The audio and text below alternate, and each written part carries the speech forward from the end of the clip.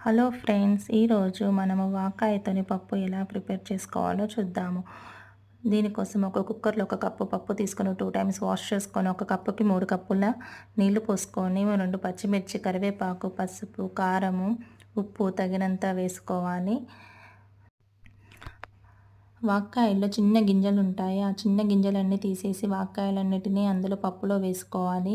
ఇవి కొంచెం తినడానికి ఒగరుగా ఉంటుంది. ఈ ఒగరు పోవడానికి కొంచెం చింతపండు వేసుకోవాలి.